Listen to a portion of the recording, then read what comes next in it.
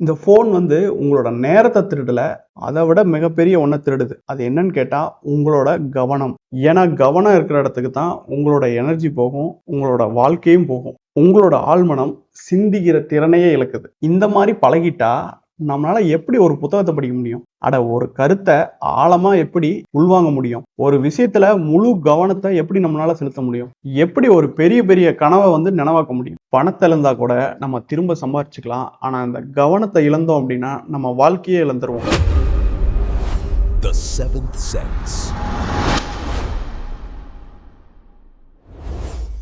இதோ இந்த படத்தை பாருங்க.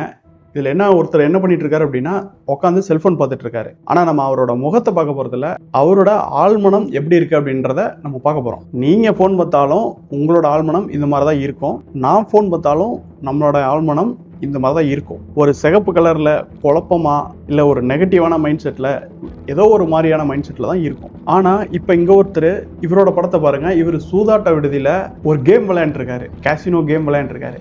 இவரோட ஆழ்மனமும் இதே மாதிரிதான் இருக்கு. ஏன் சூதாட்டம் விளையாடுறவங்களோட ஆழ்மனசும் இல்ல ஒரு செல்போன் பார்த்துட்டு இருக்கிறவங்க, அதாவது ஷார்ட்ஸ் ரீல்ஸ் அந்த மாதிரி பார்த்துட்டு இருக்கிறவங்களோட ஒரு மனசும் ஆழ்மனசும் ஒரே மாதிரி இருக்கு தெரியுமா? ரெண்டு பேரும் ஒரே மாதிரியான பரபரப்பை தான் தேடிட்டு இருக்காங்க. ஒரு 10-15 ஆட்டம் ஆடினா ஏதாவது ஒரு கேமில் வின் பண்ணுவார் சூதாட்டம் ஆடுறவர். செல்ஃபோன் பார்க்குறவரும் இந்த ரீல்ஸு ஷார்ட்ஸு இதெல்லாம் பார்க்குறவங்களும் ஒரு 10-15 போஸ்ட்டு பார்த்தாங்க அப்படின்னா ஏதோ ஒரு போஸ்ட்டில் அவங்களுக்கு பிடிச்ச மாதிரி அவங்களுக்கு தேவையான அவங்களுக்கு சந்தோஷம் கொடுக்கக்கூடிய ஒரு உணர்வை ஒரு ஷார்ட்ஸ் உண்டாக்கும். சரி, இப்போ சூதாட்டமும் செல்ஃபோன் பார்க்குறதும் ஒன்றான்னு கேட்டால் அது கண்டிப்பாக ஒன்றும் கிடையாது. அங்கே பணத்தை இழக்கிறாங்க சூதாட்டம் ஆடுறவன், இங்கே நம்ம வாழ்க்கையே இழந்துடுறோம். கொஞ்ச நேரம் செல்ஃபோன் பார்க்குறதுல என்ன ஆகிட போகுது அப்படின்னு நீங்கள் நினைக்கலாம். ஆனால் இங்கே உண்மையிலுமே என்ன நடக்குது அப்படின்னா உங்கள் முன்னேற்றத்திற்கு யூஸ் பண்ண வேண்டிய நேரத்தை, உங்கள் குடும்பத்தோட செலவு பண்ண வேண்டிய நேரத்தை, உங்களோட வாழ்க்கைக்கு தேவையான ஆக்கப்பூர்வமான விஷயத்த செய்ய வேண்டிய நேரத்தை யாரோ ஒருத்தன் வீடியோ போட்டுட்டு எதையோ நான் பேசிகிட்டு இருக்கிறான், அதை நீங்கள் பார்த்துட்டு இருக்கீங்க. இது எப்படி இருக்குது அப்படின்னா நம்ம ஊரில் ஒரு விவசாயி நல்ல செழிப்பான நிலத்தை தயார் பண்ணிட்டு ஒன்றுக்குமே ஆகாத தேவையில்லாத இந்த பிளாஸ்டிக் குப்பையை கொண்டாந்து அந்த நிலத்துல கொட்டுற மாதிரி. அதாவது எண்ணம் போல் வாழ்க்கை அப்படின்னு நம்ம எல்லாத்துக்குமே தெரியும். நம்ம என்ன சிந்தனை பண்றோமோ நம்ம ஆள் மனசு தான் நம்ம வாழ்க்கையை தீர்மானிக்குது அப்படின்றதும் எல்லாத்துக்குமே தெரியும். ஆனா நம்ம அந்த மனசை ஒரு பொருட்டா மதிக்காம அந்த மனசுக்கு என்ன வேணாலும் அந்த மனசுக்குள்ள தூக்கி நம்ம போட்டுக்கிறது, ஒரு குப்பை தொட்டி மாதிரி. என்ன தகவல் வேணாலும் போட்டுக்கிறது, எதை வேணாலும் பார்க்கறது, இப்படின்னு பண்ணிட்டு இருக்கிறோம். நீங்க ஸ்க்ரோல் பண்ற ஒவ்வொரு வீடியோவும் ஒரு குப்பை மாதிரி. இந்த ஃபோன் வந்து உங்களோட நேரத்தை திருடல, அதை விட மிகப்பெரிய ஒன்றை திருடுது. அது என்னன்னு கேட்டா உங்களோட கவனம்.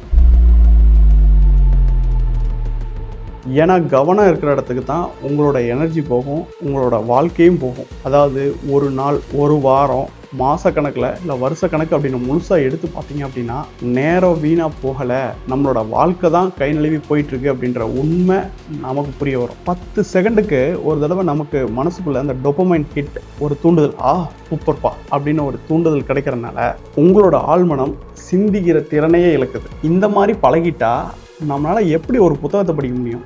ஒரு கருத்தை ஆழமா எப்படி உள்வாங்க முடியும்? ஒரு விஷயத்துல முழு கவனத்தை எப்படி நம்மளால செலுத்த முடியும்?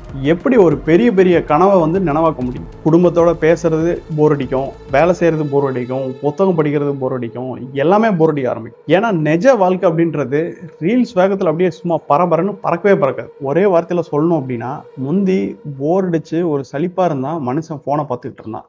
இப்ப அந்த மனுஷனுக்கு சலிப்பே ஏற்படாம போன் வந்து நம்மளை பயன்படுத்திட்டு. வேரியபிள் ரேஷியோ ஷெடியூல், அது என்னடா புதுசாக இருக்கு அப்படின்னு பார்க்காதீங்க. அதாவது ஒரு 15 ரீல்ஸ் 20 ரீல்ஸ் பார்த்தா அதில் ஒரு ரீல் உங்களுக்கு சந்தோஷத்தை கொடுக்கும். அதே மாதிரி தான் சூதாட்ட விடுதியில் 15-20 மட்டும் ஜெயிச்சான் அப்படின்னா ஒரு தடவை ஜெயிப்பான். அந்த ஜெயிக்கணும் அப்படின்ற போதைக்காகவே அவன் 15, 20 இல்லை 30 இல்லை 50 தடவை 100 தடவை கூட அதை திரும்ப திரும்ப அந்த விளையாட்டை விளையாடுவான். லாட்ரி டிக்கெட்டும் இப்படி தான், ஷேர் மார்க்கெட்டும் இப்படி தான். ஸோ நம்ம இங்கே ரீல்ஸ் பற்றி பேசுகிறோம், ஷார்ட்ஸை பற்றி பேசுகிறோம், அடுத்தது என்ன அப்படின்னு தேடிக்கிட்டே இருப்போம். ஃபேஸ்புக் போஸ்ட்டும் அதே மாதிரி தான். எல்லா சோசியல் மீடியாவிலும் இதுதான் நடக்குது.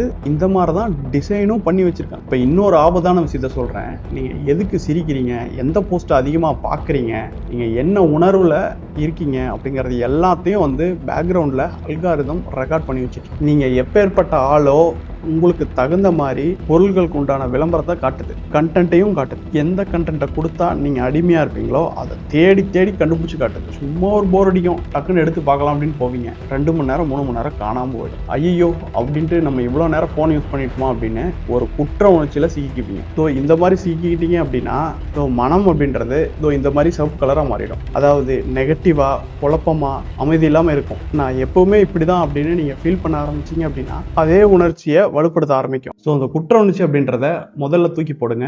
ஏன்னா குற்ற உணர்ச்சி அப்படின்றது உங்களை அந்த அடிக்ஷன்ல இருந்து வெளியே வர்றதுக்கு உதவவே உதவாது. விழிப்புணர்வு தான் உங்களை அதுலேருந்து வெளியே கொண்டு வர வைக்கும். சரி, இதெல்லாம் எல்லாத்துக்குமே தெரிஞ்சது தானே, இதுலேருந்து எப்படி வெளியே வர்றது அப்படின்றத நம்ம பார்ப்போம். நமக்கு ஃபோன் அப்படின்றது பிரச்சனை இல்லை, கவனம் சிதறது பார்த்தீங்களா, அதுதான் பிரச்சனை. அந்த சிதறின கவனத்தை நம்ம கைப்பற்ற ஆரம்பிக்கணும். சரி, இதுக்கு என்னென்ன பண்ணலாம், என்னென்ன செய்யலாம், என்னென்ன நடவடிக்கை எடுக்கலாம் அப்படின்றத பார்ப்போம். ஃபர்ஸ்ட், ஜாலியா அப்படியே படுத்துக்கிட்டே ஃபோனை பார்க்கறது, பெட்ல படுத்துக்கிட்டே ஃபோனை பார்க்கறது அப்படின்றத நிறுத்திட்டு நம்ம இந்த மாதிரி ஸ்ட்ரைட்டாக உட்காந்துட்டு ஃபோனை தான் பார்ப்பேன், அதாவது ஷார்ட்ஸ், ரீல்ஸ், சோசியல் மீடியா பார்க்கும்போது இந்த மாதிரி உட்காந்துட்டு நான் பார்ப்பேன் அப்படின்னு முடிவு பண்ணுங்க. அதையும் செயல்படுத்த ஆரம்பிங்க. ஏன் அப்படின்னா நம்மளால ஸ்ட்ரைட்டாக ரொம்ப நேரம் உட்காந்துருக்க முடியாது, முதுகு வலிக்கும். எப்போ முதுகு வலிக்குதோ நீங்கள் ஃபோனை கீழே வச்சுட்டு வந்துடுங்க. இதையும் ஒரு முடிவாக வச்சுக்கோங்க, செயல்படுத்துங்க. அடுத்து 2வது, இந்த ஃபோனை பெட்ரூமில் வச்சுக்கிறது, தலைமாட்டில் வச்சுக்கிறது, இப்படியான செயல்முறைகளை உடனே கட் பண்ணிட்டு செருப்பை எப்படி வெளியில கழட்டி விட்டு வருமோ, என்னது போனை செருப்பு மாதிரி பாக்குறதா அப்படின்னு கேட்டீங்கன்னா,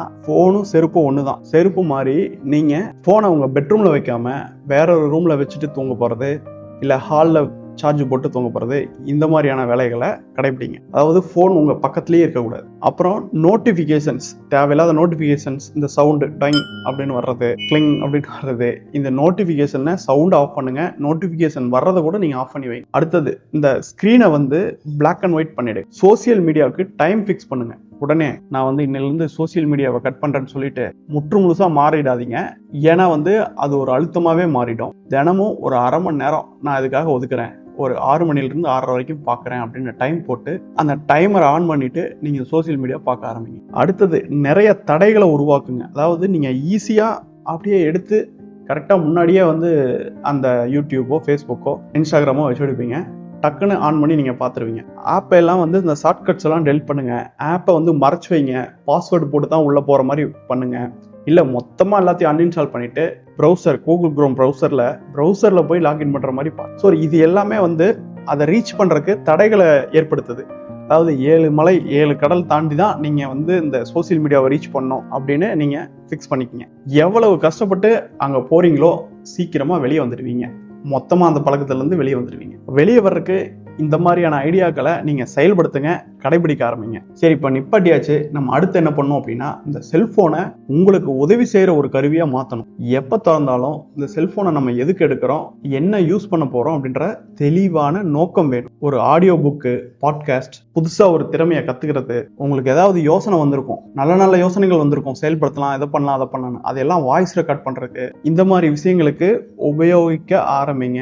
என்னென்ன விஷயங்களை ஞாபகமாக செயலுமோ அதுக்குண்டான ரிமைண்டர் வைக்கிறதுக்கெல்லாம் இந்த செல்போனை யூஸ் பண்ணுங்க. நிறைய விஷயங்களை மண்டக்களை போட்டுக்கிட்டு ஞாபகம் வச்சுக்கிச்சா மறந்துடுறேன் அப்படின்லாம் சொல்லிட்டு இருக்காம, செல்போன்ல டக்குன்னு ரிமைண்டர், அதாவது இந்த நாள்ல நான் இந்த வேலையை செய்யணும் அப்படின்ற ரிமைண்டர் போட்டுட்டு ஜாலியா இருக்கு. எல்லாரும் வீடியோவை பார்த்துட்டே உட்காந்துருக்காம நீங்களே ஒரு கிரியேட்டரா மாறுங்க. இதெல்லாம் செயல்படுத்தினீங்க அப்படின்னா நாளையிலிருந்து நீங்க மாறிடுவீங்களா அப்படின்னு கேட்டா சத்தியமா நீங்க மாற முடியாது.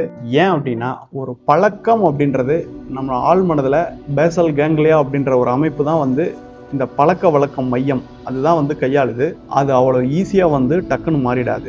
எப்படி விக்ரமாதித்யன் எத்தனை தடவை வேதாளத்தை தூக்கி போட்டாலும் அது திரும்ப தோல்ல ஏறி உட்காந்துக்கிட்டு கேள்வி கேட்கும் இல்லையா, அந்த மாதிரி உங்களோட பழைய பழக்கம், அதாவது சோசியல் மீடியா பார்க்குற பழக்கம் உங்களை துரத்தும். ஆனா நீங்க திரும்பவும் என்ன பண்ணும் அப்படின்னா, ஒரு 90 நாள், அதாவது ஒரு 60 நாள் இருந்து ஒரு 90 நாள் இந்த புதுசா நம்ம ஒரு 10 வழிமுறைகள் சொல்லியிருக்கோம் இல்லையா, அந்த வழிமுறைகளை திரும்ப திரும்ப திரும்ப திரும்ப நீங்க செஞ்சுக்கிட்டே இருங்க. நீங்க சக்சஸ் ஆகுறீங்க, ஃபெயிலியர் ஆகுறீங்க அப்படிங்கிறதெல்லாம் இல்லாம உங்கள் முடிவு என்ன?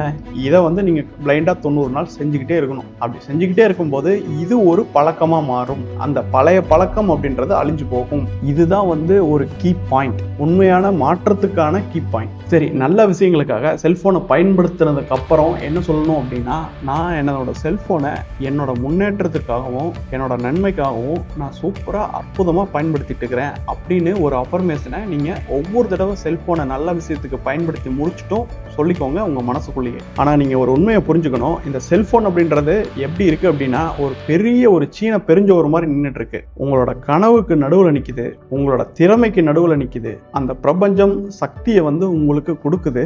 அதை உங்களோட ஆழ்மனம் ரிசீவ் பண்ணுறதுக்கு ஒரு தடையாக வந்து இந்த செல்ஃபோன் அப்படின்றது ஒரு செவுறு மாதிரி நிற்கிது. செல்ஃபோனில் சோசியல் மீடியா பார்க்குற பழக்கம், இதில் சொல்லப்பட்ட வழிமுறைகளை 90 நாள் நீங்கள் செயல்படுத்திட்டீங்கன்னா உங்களோட ஆழ்மனம் கொஞ்சம் கொஞ்சமாக மாற ஆரம்பிக்கும். குழப்பமாக இருந்த மனசு அப்படியே தெளிவடைய ஆரம்பிக்கும். உள்ளுக்குள்ள ஒரு அமைதி உருவாகும். உங்களோட ஆழ்மனம் முற்றிலுமா மாறி இந்த மாதிரி தான் இருக்கும். உங்களோட வெற்றிக்கு துணை நிற்கிற ஒரு ஆயுதமாக மாறும். உங்களுக்கு ஒரு நாளைக்கு 3 மணி நேரம், வருஷத்துக்கு கணக்கு போட்டால் ஒரு மாதத்துக்கு மேலே டைமு, புதுசாக ஒரு திறமையை கற்றுக்க, ஒரு தொழிலை கற்றுக்க, ஒரு கனவை நினைவாக்க உங்களால் கண்டிப்பாக முடியும். குடும்பத்தோட பேசுகிற நேரம் அதிகமாகும். உங்களோட திறமை, வருமானம் எல்லாமே வளரும். முக்கியமாக உங்ககிட்ட இருந்த அந்த பழைய சக்தி திரும்ப வரும். பணத்தை இழந்தா கூட நம்ம திரும்ப சம்பாதிச்சுக்கலாம். ஆனால் அந்த கவனத்தை இழந்தோம் அப்படின்னா நம்ம வாழ்க்கையே இழந்துருவோம். இன்னைக்கு இந்த வீடியோவை பார்த்துட்டு அந்த கவனத்தை திரும்ப கைப்பற்றணும் அப்படின்னு நீங்கள் உங்கள் முடிவு பண்ணிட்டீங்க அப்படின்னா அது வெறும் ஃபோன் அடிமைத்தனத்திலிருந்து வெளியில் வர முடிவு கிடையாது. உங்கள் எதிர்காலத்தை